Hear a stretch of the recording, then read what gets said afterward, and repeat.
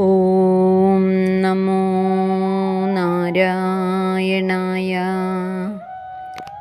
ശ്രീമദ് നാരായണീയം ദശകം 30 ശ്ലോകം 6. ശ്രാവണദ്വാദശി ദിനത്തിൽ തിരുവോണം നാളിൽ വാമനമൂർത്തി അവതരിച്ചു എന്നാണ് നമ്മൾ പറഞ്ഞത്. ജനിച്ച ഉടനെ തന്നെ ബ്രഹ്മചാരി വേഷം എടുക്കുകയും ചെയ്തു. അങ്ങനെയുള്ള ആ വാമനമൂർത്തിക്ക് തൻ്റെ ഉണ്ണിക്ക് കശ്യപ മഹർഷി ഉപനയനം ചെയ്യിച്ചു. ഒപ്പം ഓരോ ദേവതമാരും ഓരോ സമ്മാനങ്ങൾ നൽകുകയാണ്.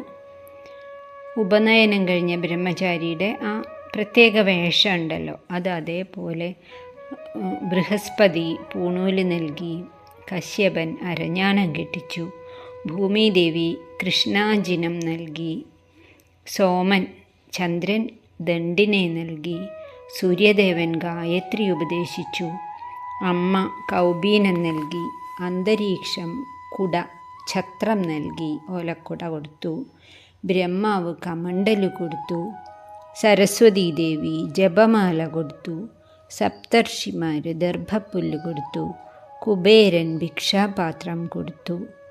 ഭിക്ഷ നൽകിയത് ലോകജനനിയായിട്ടുള്ള ശ്രീ പാർവതീദേവി തന്നെയാണ്. അതിനുശേഷം അവിടുന്ന് ആശ്രമത്തിൽ നിന്നും നർമ്മദാ തീരത്ത് മഹാബലി യാഗം നടത്തുന്ന സ്ഥലത്തേക്ക് പുറപ്പെട്ടു. അതാണ് 6ാമത്തെ ശ്ലോകത്തിൽ പറയുന്നത്.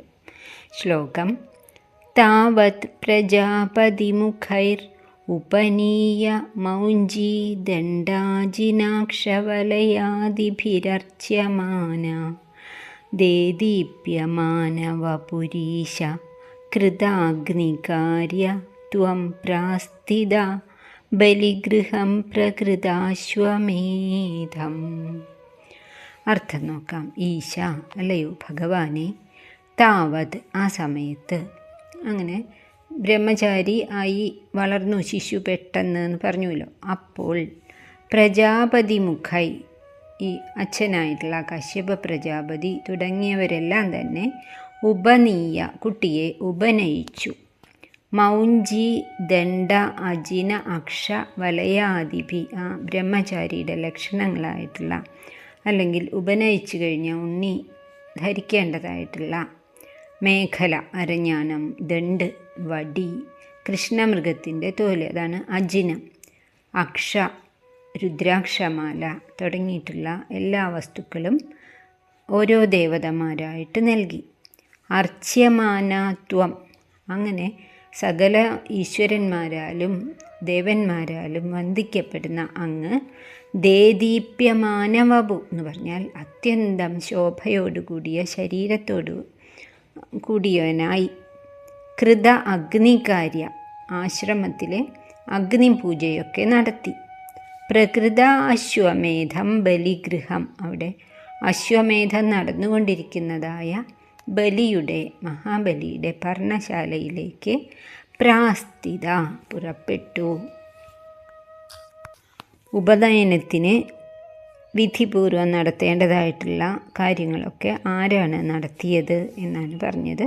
കശ്യപ പ്രജാപതിയും സൂര്യനും ചന്ദ്രനും ഭൂമിദേവിയും പ്രജാപതിമാരും എല്ലാവരും ഓരോ വസ്തുക്കൾ കൊണ്ടുവന്ന് അദ്ദേഹത്തിന് ഏറ്റവും കൃത്യമായ ബ്രാഹ്മണവേഷം നൽകി, ബ്രഹ്മചാരിയായി.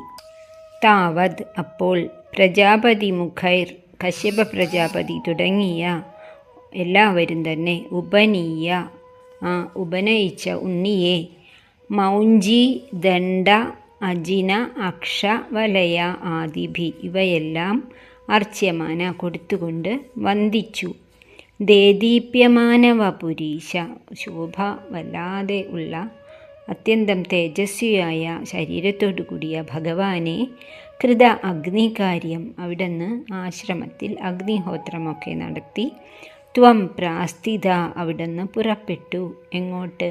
ബലിഗൃഹം പ്രകൃത അശ്വമേധം, അശ്വമേധം നടക്കുന്ന, ബലി നടത്തുന്ന ആ സ്ഥലത്തേക്ക് പുറപ്പെട്ടു. ഭിക്ഷ നൽകിയത് ആരാണ്? ഉമാദേവിയാണ്, സാക്ഷാൽ ശ്രീ പാർവതിയാണ് എന്ന് ഭാഗവതത്തിൽ പറയുന്നുണ്ട്.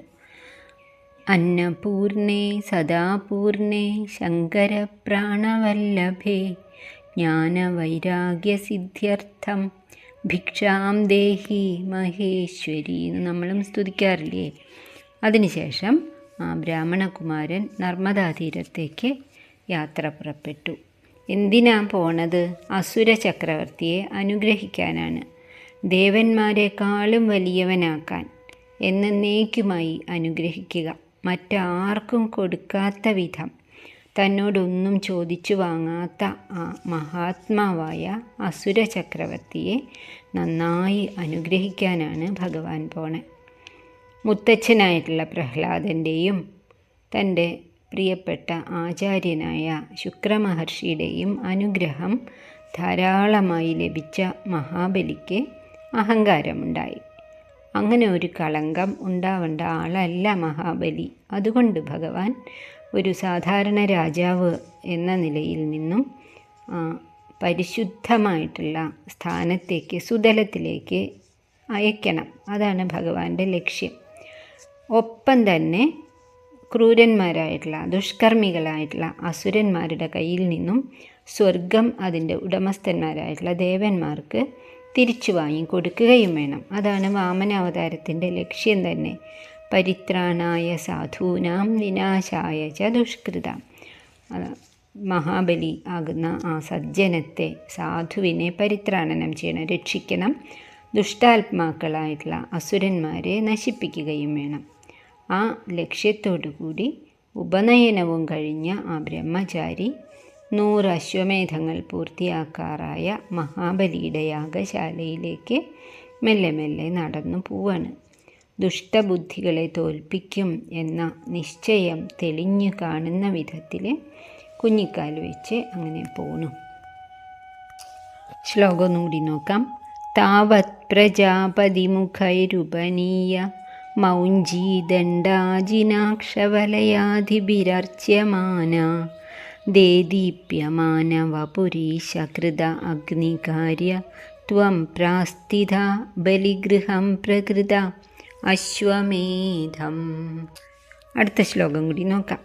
ഈ ശ്ലോകം ഭട്ടതിരിപ്പാട് അല്പം ഉൽപ്രേക്ഷ കൂട്ടിയിട്ടാണ് പറയണത്. അങ്ങനെയാണോ ഇങ്ങനെയാണോ എന്നൊക്കെ. ഭഗവാന്റെ ഭാവം എങ്ങനെയായിരുന്നു, ഭഗവാന്റെ നടത്തം എങ്ങനെയായിരുന്നു, ഓലക്കുട പിടിച്ചത് എങ്ങനെയായിരുന്നു, വടി കയ്യിൽ പിടിച്ചിട്ടുള്ളത്, ഓരോന്ന് കാണുമ്പോഴും ഭട്ടതിരിപ്പാടിന് ഓരോന്ന് തോന്നുകയാണ്. അത് ഭഗവാനെ കേൾപ്പിക്കുമ്പോൾ വളരെ സന്തോഷത്തോടു കൂടി ഭഗവാൻ അവിടെ ഇരുന്ന് ചിരിക്കണത് പോലെ അദ്ദേഹത്തിന് തോന്നുകയാണ്. ശ്ലോകം. ഗാത്രേണ ഭാവി മഹിമോചിത ഗൗരവം പ്രാഗ് വ്യാവൃണ്വദേവ ധരണീം ചലയന്നയാസി ഛത്രം പരോഷ്മതിരണാർത്ഥ ഇവാദധാനോ ദണ്ഡം ച ദാനവ ജനേഷു ഇവ സന്നിധാതും. അർത്ഥം. പ്രാക് ഭാവി മഹിമോചിത ഗൗരവം വ്യാവൃണ്വദേവ. ഭാവിയിലെ ഭഗവാന്റെ ഈ വാമനമൂർത്തിയുടെ ഗൗരവം, മഹത്വത്തിനെ പലരും പല വിധത്തിൽ പറയും. അന്ന് അതിന് യോജിച്ചിട്ടുള്ളതായ ഒരു ഭാവമാണോ ഇത്രയേറെ ഗൗരവം എന്നാണ്. ഇങ്ങനെ ആ ഭാവിയിലെ മാഹാത്മ്യത്തിനെ വിശ്വരൂപമൊക്കെ ധരിച്ച് ഭൂമി മുഴുവനും ആകാശവും സ്വർഗവും എല്ലാം അളന്ന് ആ ത്രിവിക്രമന് ചേർന്നതായിട്ടുള്ള ആ ഗൗരവം ഇപ്പോൾ തന്നെ അങ്ങേക്കുണ്ടല്ലോ. ഭാവി മഹിമ ഉചിത ഗൗരവം വ്യാവൃണ്വത. അത് അലങ്കരിക്കുന്നതായിട്ടുള്ള ഭംഗിയുള്ള അങ്ങയുടെ മുഖം. ഗാത്രേണ ധരണീം ചലയൻ. ശരീരം എങ്ങനെയാണ്? കുഞ്ഞി ശരീരമാണെങ്കിലും ഓരോ ചുവടുവെപ്പും കൊണ്ട് ഭൂമി ഇങ്ങനെ കുഴിയുന്നത് പോലെ ഭൂമി കിടന്ന് ഇളകുന്നുണ്ടായിരുന്നു. അതെന്തുപോലെയാണ്? ശത്രുക്കളുടെ അടുത്തേക്ക് പോകുന്ന ആ വലിയ ഒരു ശക്തിയാണ് ഭഗവാൻ. ഈ ബ്രഹ്മാണ്ടം മുഴുവനും അളക്കുന്ന കാലടിയാണ്. അത് ഏൽക്കാൻ ഭൂമിക്ക് സാധിക്കുന്നില്ല എന്നതുകൊണ്ടാണോ ഭൂമി കിടന്ന് ഇളകുന്നത്? ത്രിവിക്രമനാകുമ്പോൾ ഒരു പാദത്തിൻ്റെ അടിയിലെ കുറച്ച് ഭാഗത്ത് മാത്രമേ ഈ ഭൂമി ഇരിക്കുന്നുള്ളൂ. അതുകൊണ്ടായിരിക്കും അല്ലേ അവിടെ നിന്ന് കാല് വയ്ക്കുമ്പോൾ ഭൂമി കിടന്ന് കുലുങ്ങുന്നത് എന്നാണ്. ഗാത്രേണ ധരണീം ചലയൻ. പിന്നെ പരോഷ്മതിരണാർത്ഥം ഛത്രം. കയ്യിൽ ഛത്രമുണ്ട്, ഓലക്കുടയുണ്ട്. അതെന്തിനാ? പരന്മാരുടെ ഊഷ്മത്തിന്, ചൂടിനെ ഇല്ലാതാക്കാൻ. ശത്രുക്കൾ അവിടെ രോഷം കൊണ്ട് ഇപ്പം നിൽക്കുന്ന അദ്ദേഹത്തിന് അറിയാം. അതിൻ്റെ ആ ചൂടിനെ മറയ്ക്കാനാണോ? പിന്നെ ദാനവജനേഷു സന്നിധാതും ഇവ ദണ്ഡം. ദണ്ഡം കയ്യിൽ പിടിച്ചിട്ടുള്ളത് അസുരന്മാരുടെ നേരെ പ്രയോഗിക്കാനാണോ? അവരെ നല്ല അടി കൊടുക്കാനാണോ? ദണ്ഡം ച ആദധാന. അതിനാണോ അങ്ങ് വടി ധരിച്ചിരിക്കുന്നത്? ത്വം അയാസി. എന്തായാലും ഈ അലങ്കാരങ്ങളോടുകൂടി അവിടെ നിന്ന് ബലിയുടെ യാഗശാലയിലേക്ക് എത്തുന്നു. ഗാത്രേണ ഭാവി മഹിമോചിത ഗൗരവം. ശരീരത്തിൻ്റെ മുഖത്തിലെ ആ ഗൗരവം കാണുമ്പോൾ ഭാവിയിലെ ആ മഹിമ ഇതാ വിളിച്ചു പറയുകയാണോ എന്ന് തോന്നും. പ്രാഗ് വ്യാവൃണ്വദേവ ധരണീം ചലയന്നയാസി. ഓരോ ചുവടുവെപ്പിലും ഭൂമി ചലിക്കുന്നത് കാണുമ്പോൾ ഇനിയും എടുക്കാൻ പോകുന്ന ആ ത്രിവിക്രമ രൂപത്തിൻ്റെ ഗൗരവം മനസ്സിലാകും. ഛത്രം പരോഷ്മതിരണാർത്ഥം. എതിരാളികളുടെ ആ ക്രോധത്തിൻ്റെ ചൂടിനെ മറയ്ക്കാനാണോ അവിടെ നിന്ന് ഛത്രം പിടിച്ചിട്ടുള്ളത്? ഇവ ആദധാനോ ദണ്ഡം ച ദാനവജനേഷുവ സന്നിധാതും. ദാനവന്മാർക്ക്, അസുരന്മാർക്ക് എതിരെ പ്രയോഗിക്കാനാണോ അവിടുത്തെ കയ്യിലെ യോഗദണ്ഡ് എന്നൊക്കെ എനിക്ക് തോന്നിപ്പോവാണ് ഭഗവാനെ എന്ന് മേൽപ്പത്തൂർ പറയണു.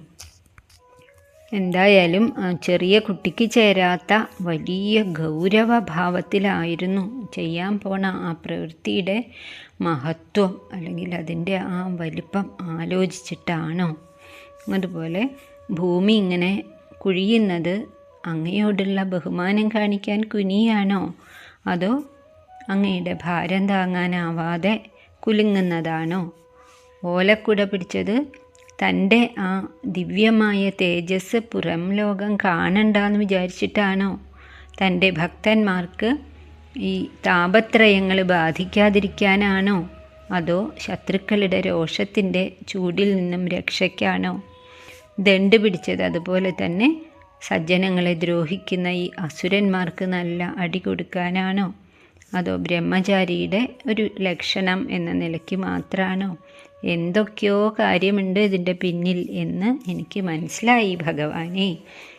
അങ്ങനെ മേൽപ്പത്തൂർ പറയാണ്, ആ ഉണ്ണി തികച്ചും ഒരു ബ്രഹ്മചാരി വേഷത്തിൽ ഗൗരവഭാവത്തിലെ കനപ്പെട്ട ചുവടുകളോടെ ഓലക്കുടയും പിടിച്ച്, ഓലക്കുടയുടെ അടിയിൽ നിന്ന് ചെറിയ കുട്ടിയല്ലേ, ഹ്രസ്വശരീരനാണ്, കാല് മാത്രമേ പുറത്തേക്ക് കാണാനുള്ളൂ എന്ന മട്ടിൽ അങ്ങനെ നടന്നു. ആ ശരീരത്തിൻ്റെ മഹത്വം മനസ്സിലാവാനാണ് ഇത്രയും പറഞ്ഞത്. ആലുമരം കണ്ടിട്ടില്ലേ? ഒരു പ്രദേശം മുഴുവനും പടർന്നു നിൽക്കുന്ന ശക്തമായിട്ടുള്ള മരം, എത്രയോ വർഷങ്ങളോളം നിലനിൽക്കുന്ന ആ ആൽമരം ഉണ്ടാകുന്നത് എവിടെ നിന്നാണ്? കടുകുമണിയിലും ചെറിയതായിട്ടുള്ള ഒരു വിത്ത് നിന്നാണ്. അതുപോലെ എന്നൊന്നും പറയാൻ പറ്റില്ല, ഭഗവാന്റെ കാര്യത്തിന് ഉപമയില്ല. അത്ര വലിയ രൂപമാണ് ഇനി എടുക്കാൻ പോണത്. അതുകൊണ്ടായിരിക്കാം ഇങ്ങനെയൊക്കെ പറഞ്ഞത്. ശ്ലോകം ഒന്നും കൂടി നോക്കാം. ഗാത്രേണ ഭാവി